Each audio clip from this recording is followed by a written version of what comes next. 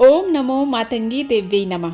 स्वागत है आप सभी का आपके अपने YouTube चैनल उपासना की उपासना में। आज के वीडियो में आप सुनेंगे गुप्त नवरात्रि के 9वें दिन की अधिष्ठात्री देवी महाविद्या मातंगी माता की कथा, उनकी पूजा विधि और उनके स्वरूप के बारे में। वीडियो पसंद आता है तो प्लीज़ इसे लाइक ज़रूर कीजिएगा और चैनल पर पहली बार आए हैं तो इसे सब्सक्राइब करना बिल्कुल मत भूलिएगा। 10 महाविद्याओं में 9वीं देवी मातंगी हैं। इनका स्वरूप उग्र है। उत्कृष्ट ज्ञान से संपन्न कला और संगीत पर महारत इन्होंने प्राप्त की है। देवी मातंगी 10 महाविद्याओं में 9वें स्थान पर विराजमान है। देवी निम्न जाति और जनजातियों से संबंधित हैं। देवी का एक अन्य विख्यात नाम उच्चिष्ट चंडालिनी भी है तथा देवी का संबंध नाना प्रकार के तंत्र क्रियाओं से है। इंद्रजाल विद्या या जादुई शक्ति की देवी प्रदाता हैं। वाक सिद्धि, संगीत तथा अन्य ललित कलाओं में निपुण सिद्ध विद्याओं से संबंधित हैं तथा अपने भक्तों को अभय प्रदान करती हैं। देवी केवल वचन मात्र द्वारा त्रिभुवन में समस्त प्राणियों और अपने घनघोर शत्रु को भी वश में करने में समर्थ हैं, जिसे सम्मोहन क्रिया कहा जाता है। देवी सम्मोहन विद्या की अधिष्ठात्री देवी मानी जाती हैं। देवी का संबंध प्रकृति, पशु पक्षियों, जंगलों, वनों और शिकारियों से है। देवी आदिवासियों की महादेवी मानी जाती हैं। ऐसा माना जाता है कि देवी की ही कृपा से वैवाहिक जीवन सुखमय होता है। देवी मातंगी मतंग मुनि की पुत्री के रूप में भी जानी जाती हैं। देवी का घनिष्ठ संबंध उच्छिष्ट भोजन पदार्थों से है। देवी तभी उच्चिष्ट चंडालिनी के नाम से भी विख्यात हैं तथा देवी की आराधना के लिए उपवास की भी आवश्यकता नहीं होती है। देवी की आराधना के लिए उच्छिष्ट सामग्रियों की आवश्यकता होती है। चूँकि देवी की उत्पत्ति शिव तथा पार्वती के उच्छिष्ट भोजन से हुई थी, देवी की आराधना सर्वप्रथम भगवान विष्णु द्वारा हुई थी। तभी भगवान विष्णु सुखी, संपन्न और श्रीयुक्त तथा उच्च पद पर विराजित हैं। देवी के अन्य नाम हैं लघु श्यामा, राजमातंगी, वैश्य मातंगी, चंड मातंगी, कर्ण मातंगी, सुमुखी मातंगी। रीति प्रीति, मनोभाव, क्रिया शुद्धा, अनंग कुसुम, अनंग मदन और मदन लसा देवी मातंगी की 8 शक्तियां हैं। देवी चंडालिनी है तथा भगवान शिव चांडाल, जो शमशान घाटों में शवदाह से संबंधित कार्य करते हैं। देवी का संबंध मृत शरीर या शव तथा शमशान भूमि से भी है। देवी अपने दाहिने हाथ पर महाशंख या खोपड़ी से निर्मित खप्पर धारण करती हैं। तंत्र विद्या के अनुसार देवी तांत्रिक सरस्वती के नाम से जानी जाती हैं। तंत्र शास्त्र में देवी की उपासना विशेषकर वाक सिद्धि के लिए की जाती है। भोग विलास के लिए माँ भगवती की प्रार्थना की जाती है, जिससे जीवन में सुख सुविधाएं प्राप्त हो सकें। देवी मातंगी 64 प्रकार के ललित कलाओं से संबंधित विद्याओं में निपुण है। माता के एक हाथ में तोता पक्षी विराजमान रहता है। तोता बुध ग्रह का प्रतीक है और बुध ग्रह मजबूत होने से बौद्धिक क्षमता का विकास होता है। देवी मातंगी का वर्ण गहरे नीले रंग का है। अपने मस्तक पर देवी अर्धचंद्र धारण करती हैं। देवी 3 नशीले नेत्रों से युक्त हैं। देवी अमूल्य रत्नों से युक्त रत्नमय सिंहासन पर बैठी हैं। मुक्त भूषण से सुसज्जित हैं। अन्य स्वरूपों में देवी कमल के आसन पर शव पर भी विराजमान है। देवी मातंगी गुंजा के बीजों की माला धारण करती हैं। लाल रंग के आभूषण देवी को अत्यधिक प्रिय हैं।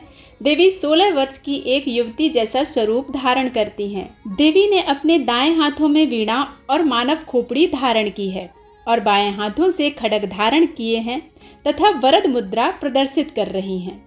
देवी मातंगी की पौराणिक कथा के अनुसार एक बार भगवान विष्णु और उनकी पत्नी लक्ष्मी जी भगवान शिव तथा सती से मिलने के लिए कैलाश पर्वत पर गए, जहां पर शिव तथा सती का निवास स्थान है।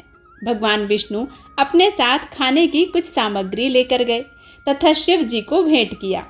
शिव तथा सती जी ने उपहार स्वरूप प्राप्त हुए वस्तुओं को खाया। भोजन करते हुए खाने का कुछ भाग नीचे धरती पर गिर गया। परिणाम स्वरूप उन गिरे हुए भोजन के भागों से एक श्याम वर्ण वाली दासी ने जन्म लिया, जो मातंगी नाम से विख्यात हुई। देवी का प्रादुर्भाव उच्छिष्ट भोजन से हुआ। परिणाम स्वरूप देवी का संबंध उच्छिष्ट भोज्य सामग्री से है तथा उन्हीं उच्छिष्ट वस्तुओं से देवी की आराधना की जाती है। देवी को उच्छिष्ट मातंगी नाम से भी जाना जाता है।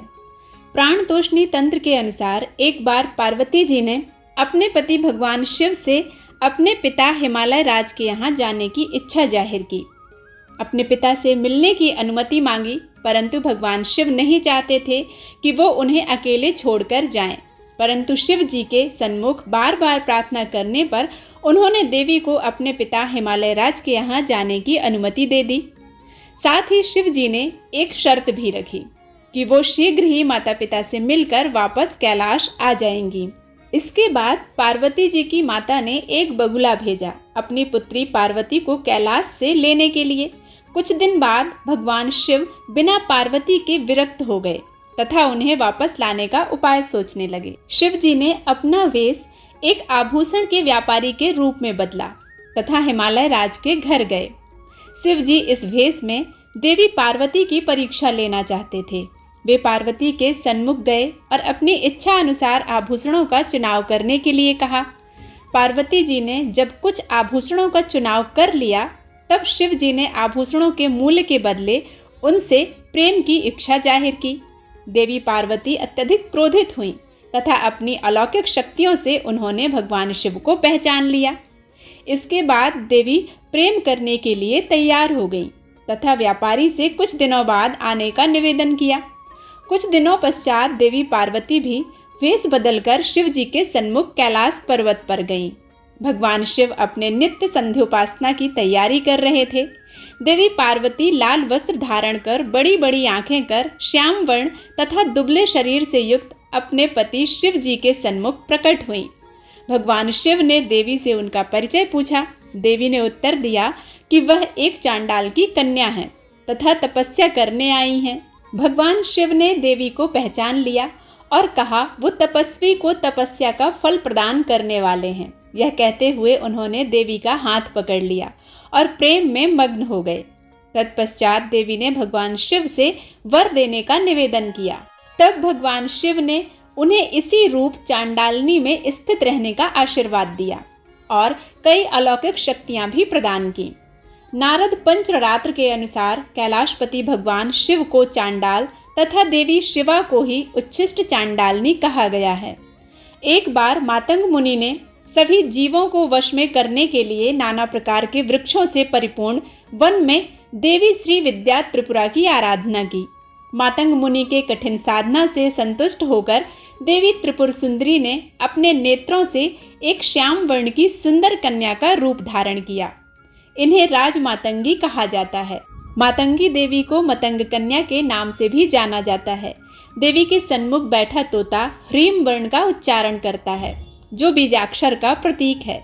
देवी मातंगी को जूठन का भोग लगाया जाता है। इसके पीछे एक कहानी पार्वती जी की है। कहा जाता है कि एक बार भ्रमण के दौरान माँ पार्वती एक मलिन बस्ती में पहुंच गई थीं, जहां कुछ मलिन महिलाएं भोजन कर रही थीं। वो अपने सामने एकदम से पार्वती जी को देखकर हैरान रह गईं। उन्होंने तुरंत अपने अपने भोजन की थाली माँ पार्वती जी के सामने रख दी, जिसे देखकर देवतागण गुस्सा हो गए।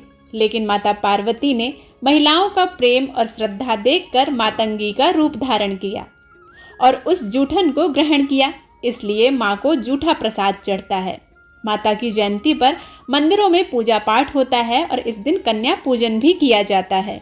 देवी मातंगी की पूजा करने के लिए सुबह सबसे पहले स्नान आदि से निवृत्त होकर स्वच्छ वस्त्र धारण करना चाहिए। इसके बाद माँ मातंगी की पूजा जूठे फूल, फल और मिठाई से करना चाहिए।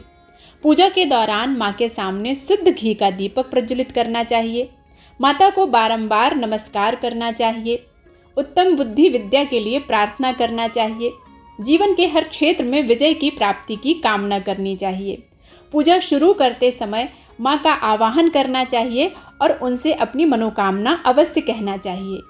व्रत करने वाले को शाम तक व्रत करना चाहिए।